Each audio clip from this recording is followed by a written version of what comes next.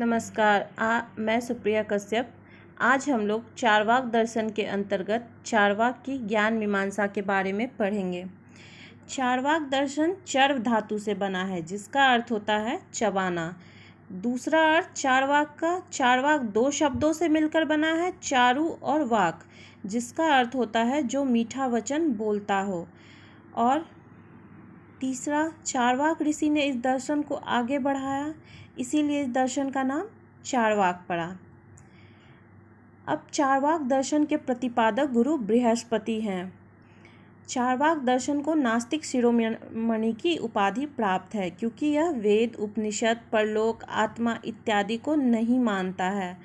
चार्वाक दर्शन को भौतिकवादी दर्शन भी कहा जाता है। भौतिकवादी अर्थात जड़वादी दर्शन। जड़वाद वह है जो मूल तत्व जड़ को मानता है। इसके विपरीत भी एक विचारधारा है, अध्यात्मवाद, जो मूल तत्व चेतन को मानता है। जड़वादी मूल तत्व चार तत्वों से मानता है, अग्नि, पृथ्वी, वायु और जल। चार्वाक दर्शन आध्यात्मवाद का विरोधी दर्शन है, क्योंकि यह जड़वादी है। चार्वाक दर्शन की सर्वाधिक जानकारी हमें मध्वाचार्य के सर्वदर्शन संग्रह से ही मिलती है। चार्वाक का कोई अलग से ग्रंथ नहीं है। इसकी जानकारी हमें दूसरे दर्शन के जो ग्रंथ है उनसे मिलती है, और सर्वाधिक जानकारी इनकी मध्वाचार्य के सर्वदर्शन संग्रह के अंतर्गत ही मिलती है। अब हम लोग चार्वाक दर्शन की ज्ञान मीमांसा के बारे में पढ़ेंगे। ज्ञान क्या है? ज्ञान मीमांसा के अंतर्गत हम यही जानते हैं कि ज्ञान क्या है, इसका स्वरूप क्या है, इसकी प्राप्ति कैसे हो और इसकी प्रामाणिकता क्या है। अब ज्ञान दो प्रकार के होते हैं, यथार्थ ज्ञान और अयथार्थ ज्ञान। जो वस्तु के अनुरूप ज्ञान हो वो यथार्थ ज्ञान होता है, जैसे रस्सी को देखकर रस्सी समझना। और अयथार्थ ज्ञान जो वस्तु के विपरीत ज्ञान हो, जैसे रस्सी में सर्प का ज्ञान होना। यथार्थ ज्ञान को ही प्रमा ज्ञान कहा जाता है, प्रमा, और अयथार्थ को अप्रमा। प्रमा की प्राप्ति का साधन जो है वो है प्रमाण, जो कि प्रत्यक्ष से हमें प्राप्त होता है। और प्रमाण की सहायता से हम प्रमेय को जानते हैं, प्रमेय का ज्ञान प्राप्त होता है। और प्रमेय जिसको जानता है, जिसको ज्ञान की प्राप्ति होती है, वह है प्रमाता या ज्ञाता। अब हम लोग चार्वाक दर्शन की ज्ञान मीमांसा के बारे में जानते हैं। चार्वाक दर्शन केवल प्रत्यक्ष को ही प्रमाण मानता है। इसके अलावा वो अन्य प्रमाण का खंडन करता है, जैसे अनुमान, शब्द, उपमान, इसका वो खंडन करता है, क्योंकि चार्वाक दर्शन कहता है कि यथार्थ ज्ञान की प्राप्ति हमें इन दर्शनों से नहीं होती। प्रत्यक्ष प्रमाण होता है, यह दो शब्दों से बना है, प्रति जोड़ अक्ष, अर्थात आँखों के सामने जो हमें प्रत्यक्ष दिखाई दे, केवल वही प्रमाण है, यही चार्वाक दर्शन मानता है। इसके अलावा वो अनुमान प्रमाण का भी खंडन करते हैं। अब अनुमान प्रमाण क्या है? अनुमान दो शब्दों से मिलकर बना है, अनु जोड़ मान, जिसका अर्थ है पश्चात ज्ञान, अर्थात किसके पश्चात का ज्ञान? पूर्व ज्ञान के पश्चात का जो ज्ञान होता है वही अनुमान ज्ञान होता है। अनुमान के तीन अवयव होते हैं, हेतु, साध्य और पक्ष। हेतु जिसका प्रत्यक्ष होता है, जो अप्रत्यक्ष होता है वह साध्य है, और वह स्थान जहाँ हेतु का प्रत्यक्ष होता है वह पक्ष है। जैसे पर्वत पर धुआं है, अतः वहाँ अवश्य ही आग होगा। इसमें धुआं को देखकर आग का अनुमान किया जा रहा है, जो कि अप्रत्यक्ष है। तो यहाँ पर धुआं हेतु है, आग साध्य है, और वह स्थान जहाँ हेतु का प्रत्यक्ष हो रहा है वह पर्वत है। अब अनुमान प्रमाण का जो सबसे महत्वपूर्ण, जिसे अनुमान का प्राण कहते हैं, वह है व्याप्ति संबंध। व्याप्ति संबंध अनिवार्य संबंध होता है हेतु और साध्य के बीच का। अब व्याप्ति संबंध क्या है? जैसे जहाँ जहाँ धुआं है वहाँ वहाँ आग है, तो ये व्याप्ति संबंध है। क्योंकि व्याप्ति यहाँ पर अनुमान किया गया है कि पर्वत पर आग है और अनुमान व्याप्ति संबंध पर ही आधारित होता है। पर्वत पर आग है, इसके लिए अनुमान किया गया है कि जहाँ जहाँ धुआं होता है वहाँ वहाँ आग है, इसीलिए पर्वत पर आग है, यह अनुमान किया गया है। तो व्याप्ति संबंध अनिवार्य संबंध है हेतु और साध्य के बीच का। चूंकि चार्वाक अनुमान का खंडन करते हैं, इसीलिए वो व्याप्ति संबंध को भी नहीं स्वीकार करते हैं। व्याप्ति संबंध को वो दोषपूर्ण मानते हैं।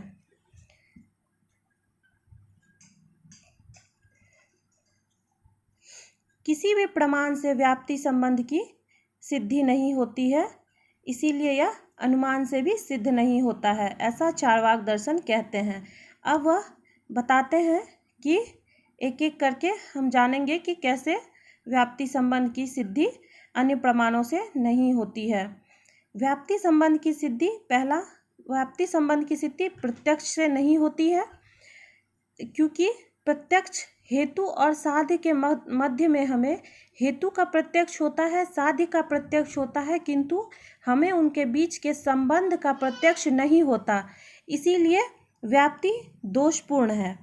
इसमें अवैध सामान्यीकरण का दोष है। हेतु और साध्य के मध्य में इसके संबंध का प्रत्यक्ष नहीं होता है, इसलिए व्याप्ति दोषपूर्ण है, क्योंकि इसका कोई अस्तित्व नहीं है। चार्वाक कहते हैं कि हम हमेशा धुएं और आग का प्रत्यक्ष करते हैं, किंतु इसके बीच जो संबंध है उसका हम सभी कालों में प्रत्यक्ष नहीं कर सकते हैं। हम अगर ये मान भी ले कि वर्तमान में हम उसका प्रत्यक्ष कर रहे हैं, तो भूत में उसका प्रत्यक्ष कैसे करेंगे और भविष्य में भी उसका प्रत्यक्ष कैसे होगा। तो इसलिए चार्वाक कहते हैं कि वर्तमान में कुछ के आधार पर यह मान लिया जाए कि धुआं और आग के बीच में व्याप्ति, हम मान लेते हैं कि धुआं और आग के बीच में व्याप्ति संबंध है, तो यह एक सामान्य, हम यहाँ पर एक सामान्य की कल्पना कर लेते हैं। सामान्य मतलब यूनिवर्सल, तो इससे अवैध सामान्यीकरण का दोष उत्पन्न हो जाता है। अब दूसरी व्याख्या में वो कहते हैं कि व्याप्ति संबंध की सिद्धि अनुमान से भी नहीं होती है, क्योंकि अगर हम ऐसा करते हैं तो इसमें दो प्रकार के दोष उत्पन्न हो जाएंगे, पहला चक्रक और दूसरा अनावस्था दोष।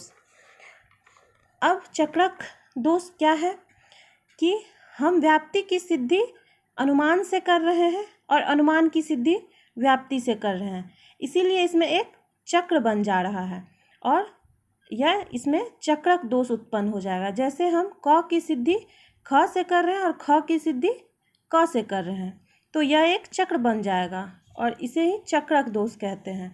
दूसरा अनावस्था दोष, अर्थात यह क्रम जो है अनंत की ओर ले जाता है, जिसमें अंतिम अवस्था कभी प्राप्त ही नहीं होगी और इसका अंतिम परिणाम कभी प्राप्त नहीं होगा। जैसे हम अनुमान निर्भर है व्याप्ति पर, व्याप्ति की सिद्धि के लिए हम फिर से एक अनुमान को लेते हैं, फिर उसकी सिद्धि के लिए हम दूसरे व्याप्ति को लेंगे, फिर उसके लिए हमें तीसरे अनुमान को लेना पड़ेगा, तो यह क्रम जो है अनावस्था तक चलेगी। इसी को अनावस्था दोष कहते हैं। अब चार्वाक कहते हैं कि व्याप्ति की सिद्धि शब्द प्रमाण से भी नहीं होती है। सबसे पहले शब्द प्रमाण क्या है? शब्द कहते हैं आप्त वचन को। आप्त ऐसा वचन है, आप्त का अर्थ है जो सत्य को प्राप्त है, ऐसे वचन जो सत्य को प्राप्त है। और आप्त वचन कौन बोलता है? आप्त पुरुष, जो विश्वसनीय व्यक्ति होते हैं, उसी को आप्त पुरुष कहते हैं।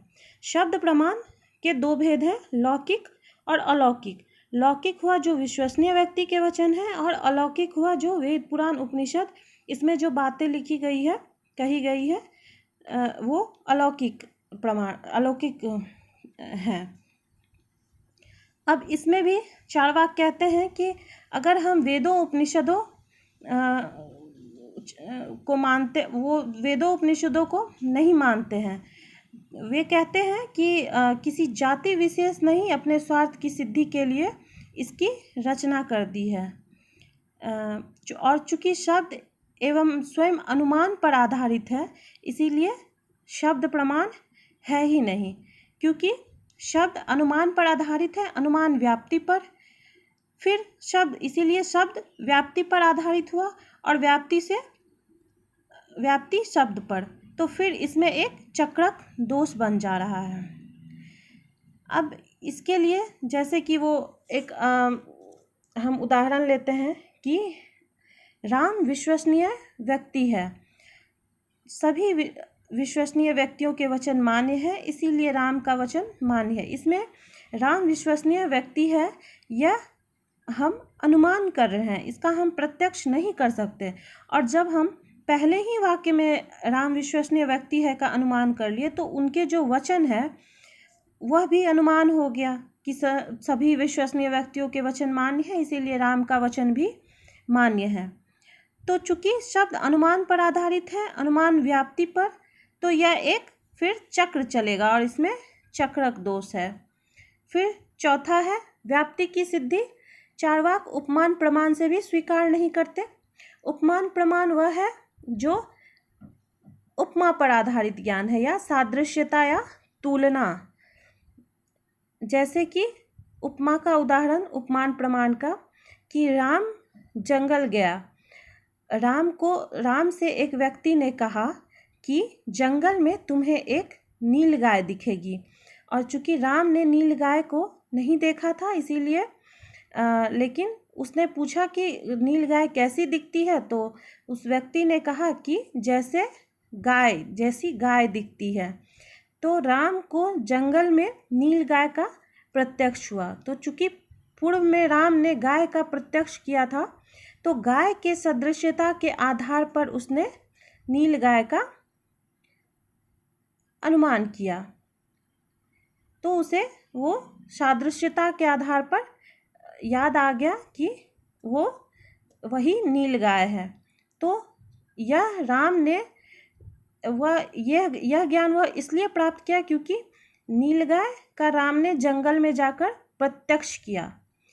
तो इसलिए उपमान प्रमाण एक प्रकार से प्रत्यक्ष प्रमाण ही है। तो चूंकि चार्वाक उपमान को प्रमाण मानते ही नहीं है, वह मानते हैं कि उपमान प्रमाण प्रत्यक्ष ही है, तो इसलिए इससे वो व्याप्ति की सिद्धि नहीं मानते हैं। अब वो पांचवा है कि व्याप्ति की सिद्धि कार्य कारण सिद्धांत से भी नहीं होती है, चार्वाक दर्शन कहते हैं, क्योंकि कार्य कारण को वह स्वयं एक व्याप्ति संबंध मानते हैं। जैसे कारण कार्य सिद्धांत यह कहता है कि प्रत्येक कार्य का कोई ना कोई कारण होता है, कोई भी कार्य अकारण नहीं है। जैसे धुआं का कारण आग होता है, वर्षा का कारण बादल होता है। तो कारण भी दो प्रकार का होता है, निमित्त कारण और उपादान कारण। निमित्त कारण वह है जिसमें निर्माण की शक्ति होती है, और उपादान कारण वह है जिसमें जो कार्य की सामग्री होती है।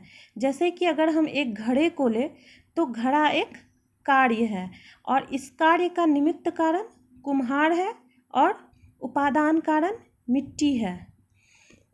तो चार्वाक कहता है कि कार्य कारण स्वयं एक व्याप्ति संबंध है। कार्य कारण व्याप्ति है, इससे हम दूसरी व्याप्ति की सिद्धि करते हैं,